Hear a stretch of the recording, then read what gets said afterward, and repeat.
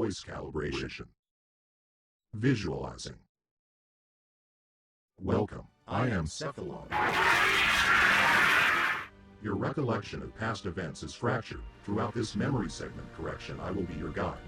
I will recap the entire main story for your convenience.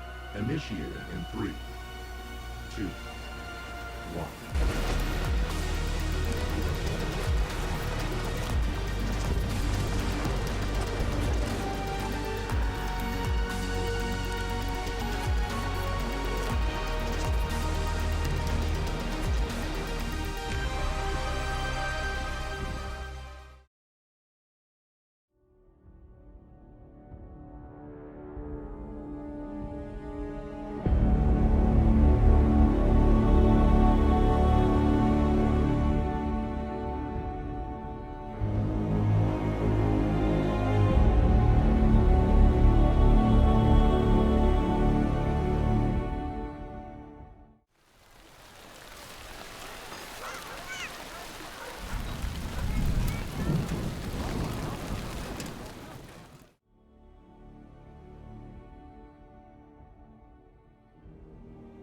Long before you take control of your Warframe, the Origin solar system was ruled by the Orokin Empire, a highly advanced version of humankind. The Orokin were aristocratic and morally twisted, almost omnipotent beings barely resembling humans. Manipulating and creating life itself was merely another way of entertainment for the leading faction. As cruel as they were, they lacked nothing in brilliance and intelligence, which eventually led them to discovering the Void. It is some kind of parallel universe working on unexplained laws of physics, which they used to further their technological skills and quickly continued to conduct more tests. In an experiment to make travel through the Void possible, they sent in a passenger ship with the designation 10-0. Only children, the now called Tenno, survived this trip and gained magic-like powers, now hated and imprisoned by the Orokin, because of their uncontrollable nature, fragile minds and unstable genetical transformation. One of the Orokin, Margulis, cared for these distraught children. She stabilized their existence both physically and mentally, conducted tests and gained knowledge of their newfound powers fueled by the Void's energy. Working against the Orokin's orders to simply cast the Tenno out, she was later executed for her insubordination, but already proved successful in helping the Tenno seize their might. The Empire knew they would eventually use up the resources the Origin system had to offer, so they developed synthetic beings called the Sentient, and with their ability to adapt to any environment, they were tasked to terraform the neighboring Tau solar system. Being able to reproduce proved crucial to the success of this mission, though traveling through the Void rendered them sterile. Eventually the Sentient became, well, sentient. They returned from the Tau system and turned against their makers. The Sentient easily overpowered them, leaving barely any of their Dax soldiers alive, and forced the Orokin to release the infestation, a genetically engineered and uncontrollable virus. Ballas, an Orokin executioner and the secret lover of Margulis, used a special strain of the virus on Orokin people to create the Warframes, a mutated mix of metal and flesh. Losing the mental capacity of their previous host, led the Tenno to using these instead, and through a process called transference they combined the powers of the Void with the seemingly unbreakable durability of the Warframes. Even inexperienced, they were strong enough to overpower the Sentient. Ballas, after Margulis' death, sought revenge against the Orokin and secretly sided with the Sentient. Their leader, Hunhao, sent his daughter Natah, a special sentient mimic able to visually transform into any being, to impersonate Margulis and use the Tenno against the Orokin, and once complete kill them as well.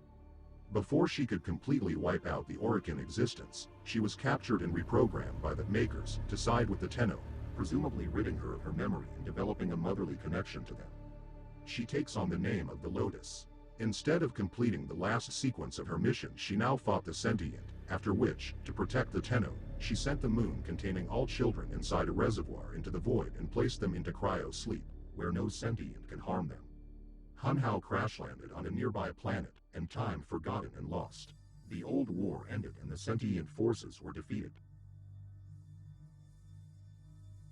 After an unknown amount of time, two factions were rebuilt from the few surviving Orokin, the Grineer, a race of highly militaristic cloned soldiers, and the Corpus, a profit and wealth-oriented organization. Both now fight over the Origin system, while the infestation still spreads uncontrollably. In an attempt to restore balance, the Lotus now wakes you once more.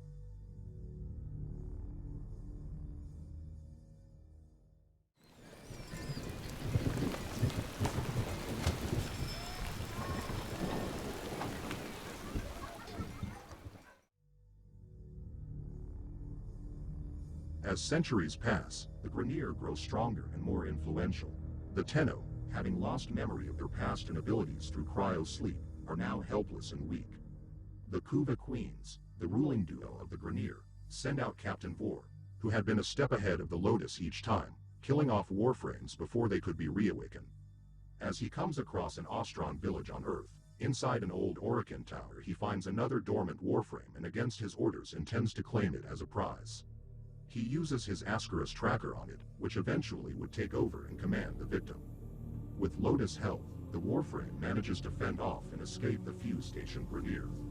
Leaving the tower, he finds the aftermath of Captain Vor's attack on the Ostron village. After fighting through some waves of enemies, he begins to regain some of his presumably lost equipment. Now armed, the Warframe makes his way toward an escape ship. Moments before leaving, Captain Vor shoots it down with his Orokin Tech Voidkey. After forcing him to retreat in a short fight, Lotus navigates the Warframe to his old pre-cryosleep orbiter. The ship's Cephalon, a type of AI called Ortis, welcomes him back from the dead and promptly takes him out of danger into space.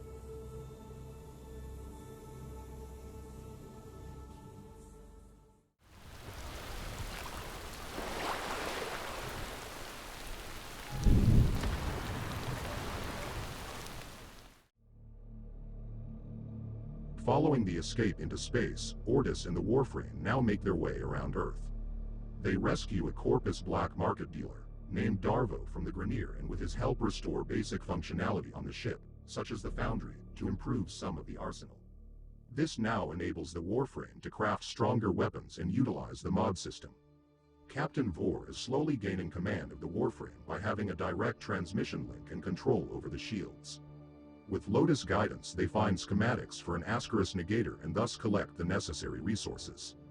The negator disables Captain Vor's Ascaris device, which unfortunately is armed with a failsafe, triggering a detonation if left enabled. With Ortis and Lotus' help, Captain Vor's coordinations are found in a final confrontation takes place on a mining asteroid. In a fierce battle, the Warframe has to utilize his entire arsenal to beat Captain Vor, finally disarming the Ascaris device. The Tenno is free at last, but the battle has just begun.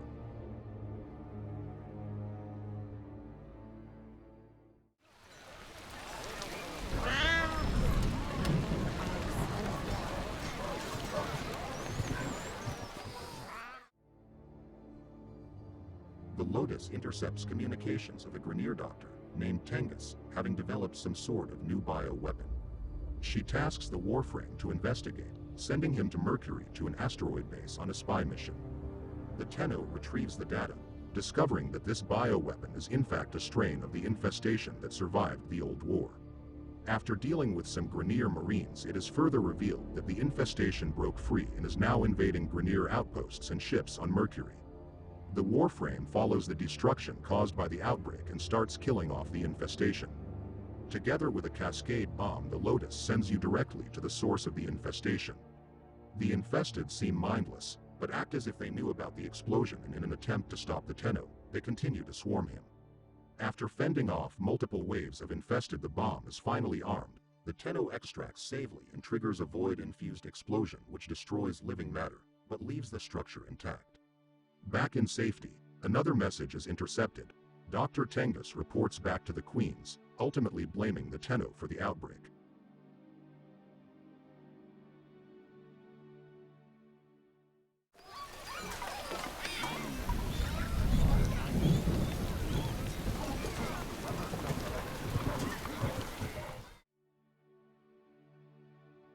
A new threat arises when the Grineer make use of the Balor Fomorian, a capital ship so powerful, it can tip the balance of power in the solar system.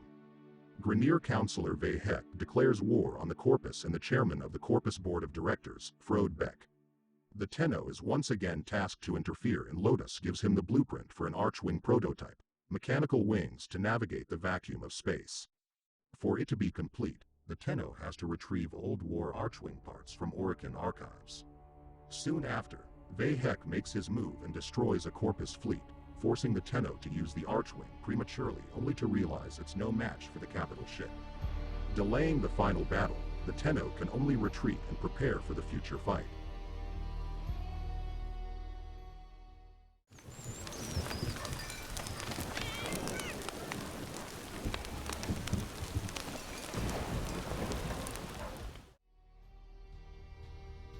Both the Grineer and the Corpus have expressed high interest in obtaining items called arcane codices. Supposedly carrying information to cure the cloning decay the Grineer are suffering from, or at least containing valuable information for the Corpus. Lotus sends the Tenno to capture a thief named Maru after she retrieved the final piece for the Grineer, though betrayed them and went into hiding from Tile Rhaegar, a Grineer scientist who has been trying to complete the entire set of 6. Maru, now having joined forces with the Tenno, helps to recover the entire set, which now leads them towards an old Orokin derelict ship where she previously found the arcane machine used to decipher the codices. Using it sadly only wields a cryptic message. Not even the Lotus can understand this. Confused, the Tenno returns to his ship, while Maru leaves empty-handed, continuing on her own path.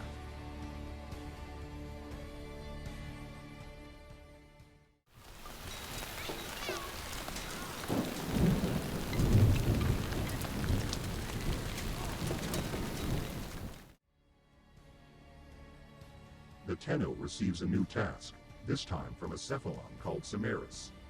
Well known to Ortis, Samaris is a seeker of knowledge, and through the process called synthesis, is able to transform creatures into pure data, able to be stored in a giant library of all beings called the Sanctuary. After freeing his captured sentinels, the Lotus discovers a biological signature in the prison logs which transmit cryptic messages identical to the ones from the arcane machine. Only after assisting Samaris in expanding his sanctuary, does he reveal what he knows. The signature is of Tenno origin, and a beacon is provided to track the creature down. Following a path of destruction and receiving more cryptic messages, the Tenno eventually wounds up back where the arcane machine was found. A rogue Warframe named Chroma confronts him, and flees once synthesis is initiated. Samaris reveals the location of another arcane machine, suspecting to find the rogue Warframe there as well. In a final fight, synthesis is successful and a blueprint is extracted, though the creature controlling the Warframe is yet to be found.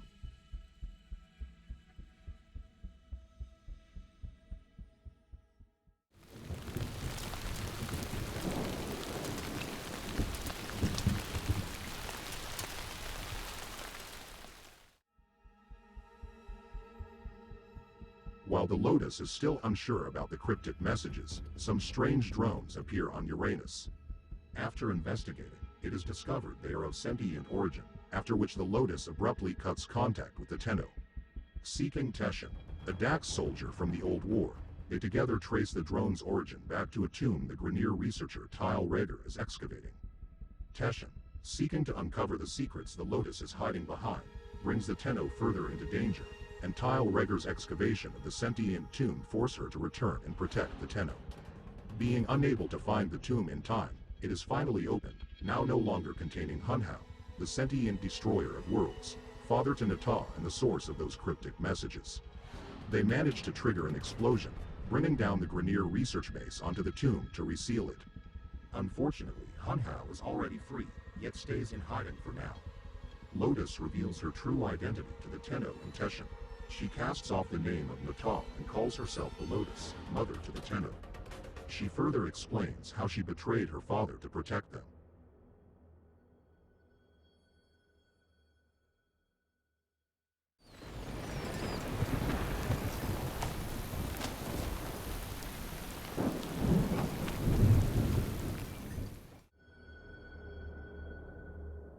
Hunhao, being unable to enter the void, seeks out the Stalker, a Warframe with an unknown purpose, who had already been fighting against the Tenno since being reawakened. He is tasked to destroy the reservoir still hidden on the moon. Hunhao infiltrates Lotus' mind and forces the Tenno to investigate. With the unexpected help of Elad V, a former Corpus board member now turned semi-ally to the Tenno cause, they manage to pursue the Stalker and eventually find the moon. The Stalker plans to use the pressure of the void to collapse it, forcing the Tenno to disable its void masking mechanism and bring it back into the origin system. Inside the reservoir, the Tenno, still bound to his Warframe, finds his true form, the Operator. Waking up from the dreamlike state, the Tenno controls his own body for the first time since the old war. He's still weak and fragile. The Stalker hesitates to kill and instead leaves them to the incoming sentient forces. Able to fight their way back to their orbiter, the Tenno has a final confrontation with the Stalker.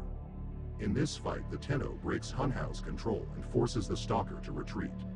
With Lotus' help, he manages to connect with a new transference vessel inside the ship, where the Tenno now regains his memory of the old Tenno schools, focusing their powers into powerful abilities.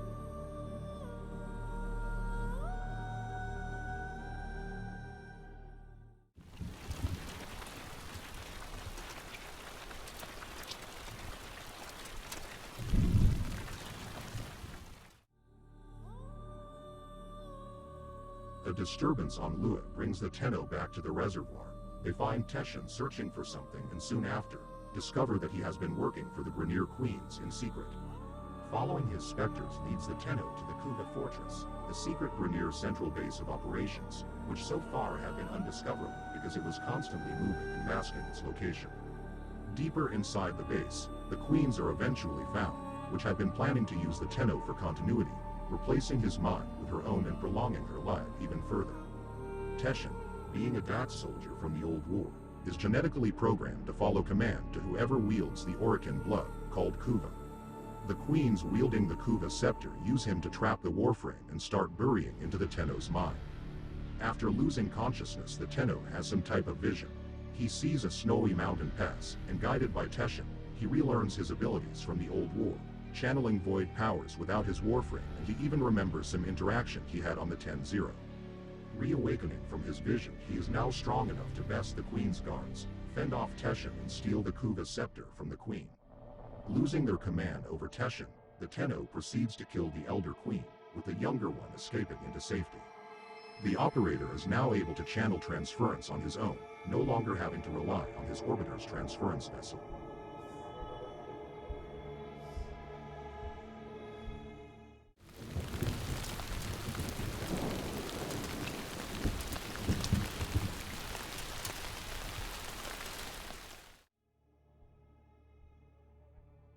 After receiving a strange transmission from an abandoned Steel Meridian ship, a syndicate formed of Grineer defectors, the Tenno find the crew murdered, weird messages written in blood, and the speaker of the Red Veil Syndicate, Palladino. She then explains how someone named Rel abandoned their temple and is causing great damage to the syndicate. He is a Tenno who, unlike the others, didn't enter cryosleep after the old war. He was cast out by Margulis for having contact with the presumed manifestation of the Void, an entity called the Man in the Wall. Over the years, he ultimately protected everyone else from this entity by sacrificing his life and binding his spirit to his Warframe, Harrow. This acted as a ward, which kept the Man in the Wall from fully emerging from the Void. It not only broke his mind, he was also turned into a ghost-like being which barely resembled his old humanity. Palladino, now in safety with the Steel Meridian, proceeds to make contact with Rel, and together with the Tenno's help, they capture his emotions manifested into dark figures. They bring those back to the temple and proceed to free his soul bound to his Warframe, which finally ends Rel's suffering, but also frees the Man in the Wall.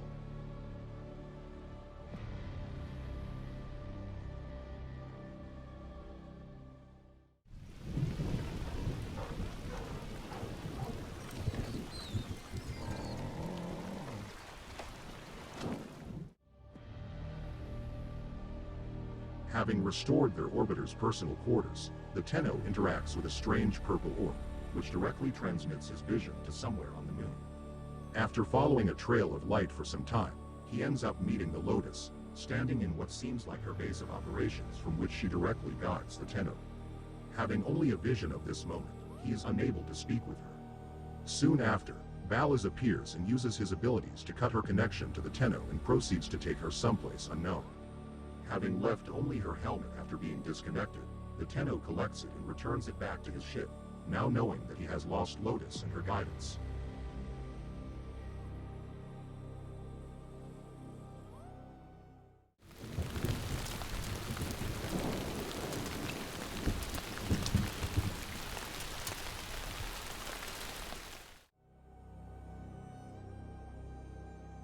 One day, the Tenno hears the faint voice of the Lotus, and upon touching her helmet, he sees a vision of a Warframe being destroyed by Balas and some sentient fighters. Following the trace back to Earth, they collect the Warframe's remains from which Ortis attempts to rebuild it. Missing crucial data, they follow mineral scans on the Warframe's sword, leading them to Lua. On Lua they find a Vitruvian, an encrypted recording device holding Balas' informations he gave to Hunhow during the Old War. With this they had the missing data to rebuild the frame, and upon its completion, the Warframe known as Excalibur Umbra gains sentience and proceeds to attack the Tenno. Using transference, the Tenno can see into his mind and relives the final moments of a Dax soldier being transmuted into a Warframe by Balas.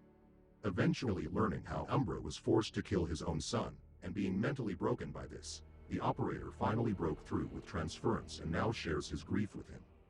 Being linked, they are strong enough to return to Earth and face Balas. After defeating him in a fight, the Tenno questions Balas about the whereabouts of the Lotus.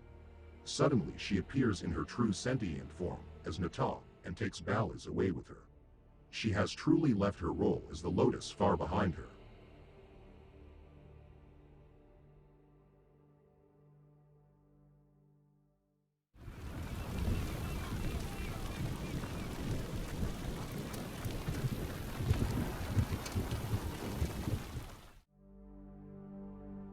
Soon after defeating Balas, the man in the wall manifests himself next to Lotus' helmet, tempting the Tenno to touch it once more, which takes him back to where Lotus was taken by Balas. Following the shadow through Lotus' chamber into a portal, he finds himself in a prison which holds Balas, against his will now half transformed into a sentient. Here he is secretly forging the Paracesis, a weapon specifically designed to kill sentient. Upon touching the Paracesis, the Tenno not only learns of the new war already in motion, how the Sentient rebuilt and are preparing for an all-out offensive against the Origin system, he also receives the blueprint for this legendary weapon. Now leading straight into the new war, the Tenno discovers a Murex vessel and proceeds to utilize his railjack, and with the Paracesis now fights his way through the giant sentient space carrier. On his way out he finds a big red crystal, and once destroying it he receives a vision of the sentient mothership, where Natah is talking to her brother called Era. While holding Balas on a leash, he is telling her to finish the war, since she has her dead mother's fire, presumably some unknown powers. Era states that her memory is still not fully healed, since she wrongly remembers destroying her brother after being reprogrammed in the Old War. Blaming the Makers for this, he pushes Natah against some contraption which traps her in some containment field. She lets out energy waves which forces the Tenno back out of his vision, after which he returns back to his orbiter and prepares for the incoming fight. Throughout the Origin system, multiple Orphix units are now being stationed. They function as kind of teleporters for their sentient drones. Through Natah, they learned of a Warframe weakness and utilize pulses which disables them completely, leaving only old war mechs, specifically designed for void travels and immune to the Warframe disabling pulse, to fight the sentient threat. On Jupiter they force Elad V to create special new units called Amalgams, a mix of Corpus and Sentient design to fight the Tenno, and Murex carriers continue to invade. Currently fighting forces on multiple fronts slowly shifts the Origin system into even bigger chaos, and the main threat being Natah and Era carefully preparing their next move. Now more than ever, the future is uncertain and the incoming fight inevitable.